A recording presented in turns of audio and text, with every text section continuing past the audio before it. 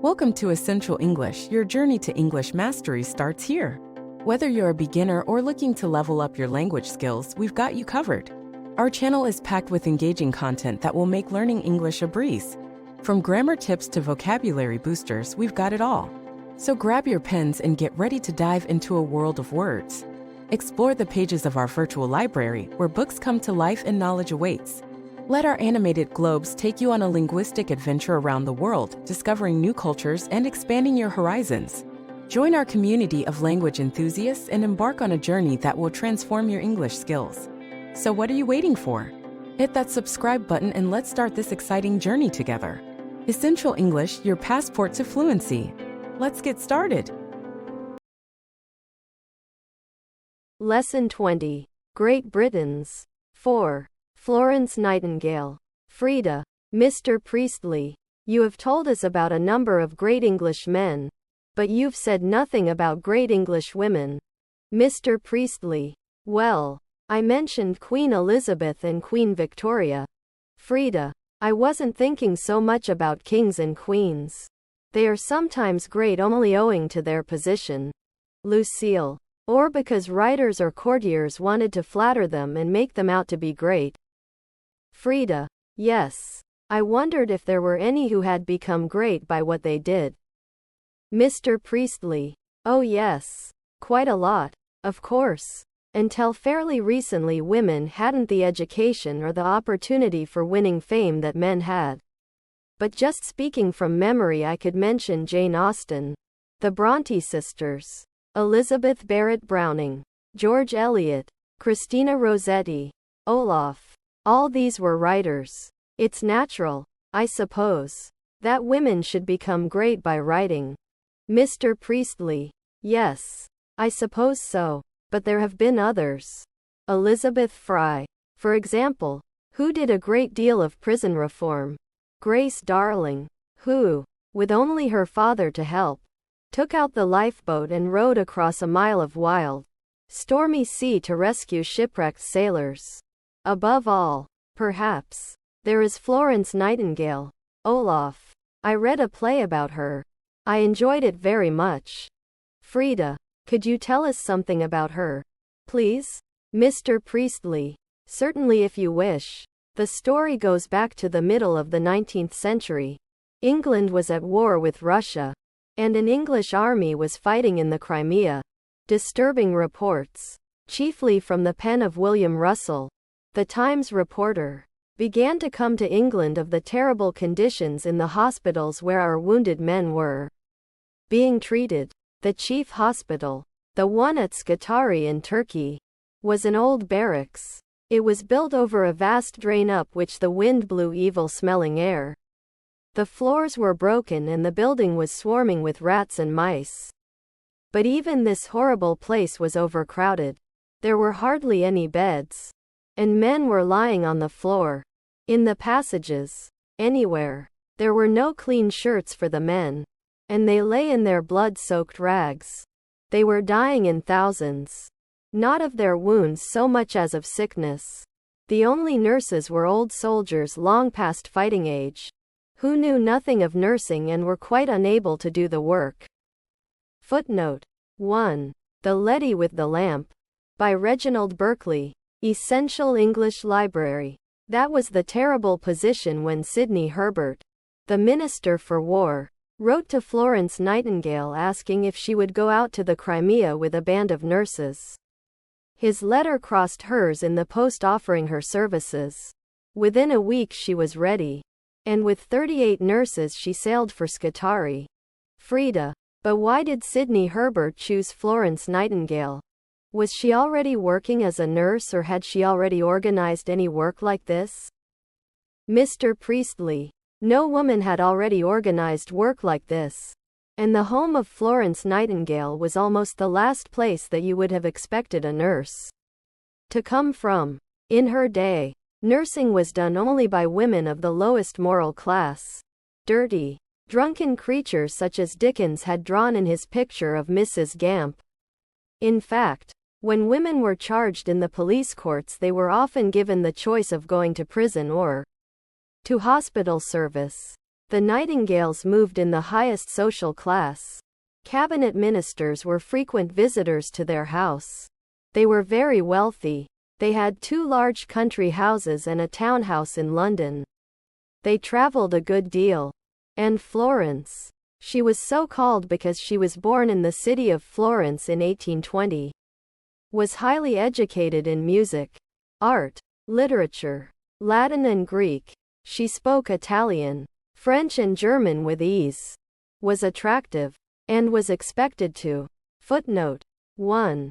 In Martin Chuzzlewit, marry one of the numerous admirers who came to the Nightingales' home.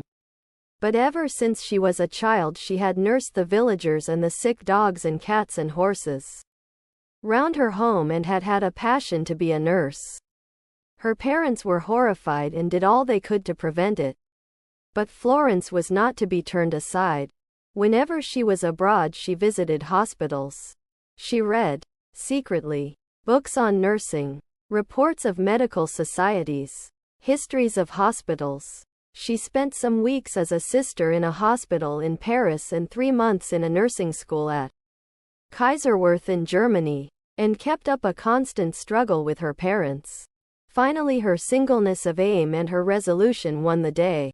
Her mother, with tears in her eyes, agreed to Florence becoming superintendent of an establishment for gentlewomen during illness in Harley Street, the fashionable street of London's most famous doctors.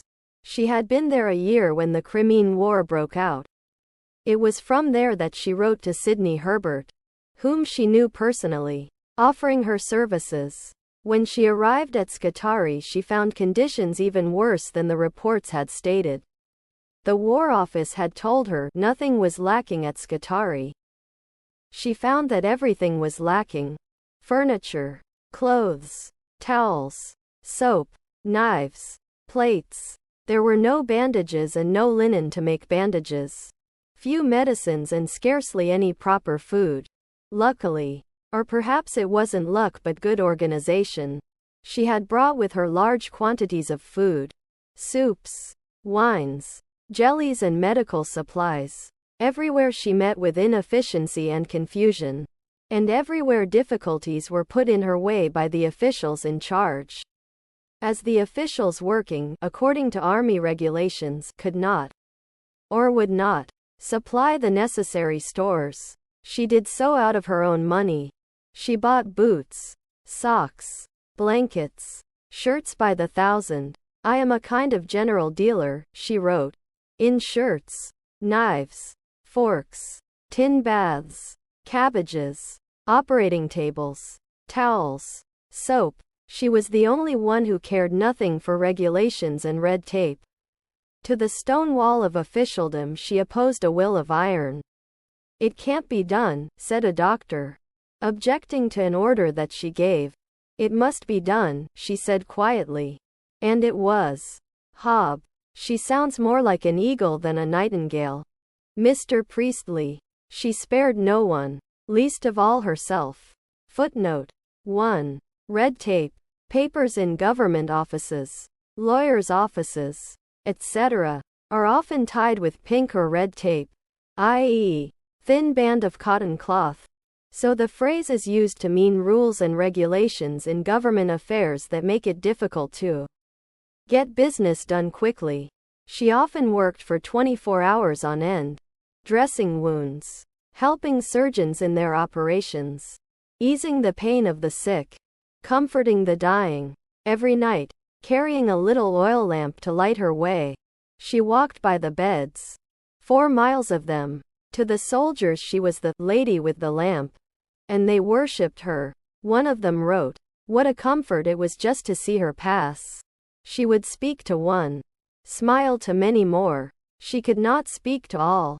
"You know, we lay there by hundreds, but we could kiss her shadow as it fell on the wall." But that is only one side of the picture. The lady with the lamp was also the hard, practical woman. She and her nurses got down on their knees and scrubbed floors and walls. She organized the cooking of the men's food and the washing of their clothes. Instead of badly cooked, Badly served food she gave the men well-cooked, well-served meals. She wrote letters to the government in England, stinging letters to waken them out of their self-satisfied dreams. When I wrote politely, she said, I got a polite answer. And nothing was done. When I wrote furiously, I got a rude answer. But something was done. Out of hopeless confusion she brought order. The rate of deaths fell from 60 per thousand to 3 per thousand. In 1855 she was made inspector of all hospitals in the Crimea. It meant long, uncomfortable journeys in snow and rain and cold. She took fever but continued her work from her bed. She refused to go home until the last soldier went. It was not until after peace was declared in 1856 that she returned home. An invalid for life. But she lived 54 years longer. Though she couldn't leave her house, often not even her bed, she worked as fiercely as she had done at Scutari and brought about more changes in English life than perhaps any other private person of her time. At home she met with the same opposition from officials as she had met in the Crimea, but she had great support, too. Queen Victoria was a great admirer of her. Such a clear head, she said. I wish we had her at the War Office. And the British public was always solidly at her back. Now it was not only a hospital at Scutari that needed her. It was a whole world that was sick and needed help. She changed the whole system of hospital organization of the army. She began the reform of the health service in India. She wrote books on nursing. She started the Nightingale Training School for nurses at St. Thomas's Hospital, now one of the finest in the world. She changed the whole idea of hospital planning and is the founder of modern nursing. Foreign governments consulted her on the health services for their countries, and their representatives crowded to the ceremony in 1907 when she was given the Order of Merit, the highest civil honor the government can give and the first ever given to a woman. 3 years later, a very old, tired woman of 90, she died quietly in her sleep. Exercises. 1. Word study. Use the following. Flatter. Use also flatterer, flattery, row, as a verb, and with a quite different meaning as a noun. Shipwreck, hospital, barracks, drain, noun and verb. Use also drainage. Swarm, noun and verb. Soak, charge, to be charged with a crime. Admirer. Use also admiration. Superintendent. Lack, bandage, noun and verb.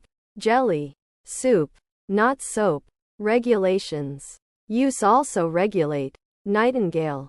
Dress. Note its use here. To dress a wound. Scrub, sting, noun and verb. Give the parts of this verb. Rate. Compare this use of the word with that on p. 184. Invalid, invalid. Founder. What is the difference between to found and to find? Give the parts of each verb.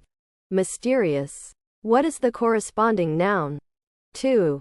Express in other words the meaning of these words or phrases as used in Lesson 20. 1. Speaking from memory. 2. Disturbing reports. 3. Long past fighting age. 4. His letter crossed hers. 5. Florence was not to be turned aside. 6. The Crimean War broke out. 7. Offering her services. 8. Red tape. 9. The stone wall of officialdom. 10. She spared no one. 11. Hours on end. 12. Self-satisfied dreams. 13. 60 per thousand. 14. Peace was declared. 15. An invalid for life. 3. Comprehension exercise. Answer the following. 1. Why is it natural there should have been fewer famous women than famous men? 2. What did Grace Darling do? 3. In what ways was the building at Scutari unsuitable to be a hospital? 4. What was wrong with the conditions there before Florence Nightingale arrived? 5. Who invited Florence Nightingale to go to the Crimea? 6. Mention the conditions of nursing in England before Florence Nightingale's time. 7. What kind of people were the Nightingales? 8. Give a short account of Florence Nightingale's education. 9. In what ways had she prepared herself for her task? 10. Nothing was lacking at Scutari. How far was this true? 11. How did she overcome the shortage of supplies? 12. I am a kind of general dealer. How far was this true? 13. What did Hob mean by saying, "She sounds more like an eagle than a nightingale"? 14. Mention some of the duties she did. A. As a nurse. B. As a hard, practical woman. 15. Why was she called the lady with the lamp? 4. What prepositions or adverbs are used after the following verbs? Illustrate your answer by an example. 1. Deal. 2. Debate. 3. Depend. 4. Differ. 5. Divide. 6. Entrust. 7. Glance. 8. Hear. 9. Increase. 10. Inquire. 11. Laugh. 12. Listen. 13. Live. 14. Long. 15. Object. 16. Play. 17. Present. 18. Preside. 19. Quarrel. 20. Refer. 5. Composition exercises. 1. Tell in about 450 words the story of Florence Nightingale. 2. Write an essay on A Day in the Life of a Nurse. 3. Give an account of a great woman in your or any other country. Lucille goes. Lucille. Mr. Priestley. I'm afraid this is the last lesson I shall have with you. A cousin of mine and his wife who live in America have invited me to go there and stay with them. For 3 or 4 months I am flying there next week. I am very sorry to leave. I have enjoyed our class very much and have learned a great deal. Mr. Priestley. And we are sorry to lose you. Lucille. Our little circle is breaking up. Jan is going to London University. Pedro to Cambridge. Frida is going to be married. And now you. Lucille. Well, it is only to be expected. We shall often think of you. Lucille. And of the pleasant times we have had here. And I am sure we all give you our heartiest good wishes for the future. If ever you come to England again, please come and see me. I shall always be glad to see you again. Olaf. Frida. Pedro. Jan. Hob. Hear, hear. Goodbye, Lucille. And the best of luck.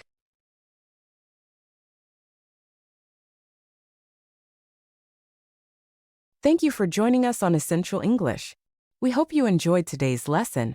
Remember, learning English can be fun and exciting, just like our little friend here. Don't miss out on more engaging English lessons by subscribing to our channel and hitting the bell icon. Stay connected with us and join us next time on Essential English. Together, let's unlock the world of language.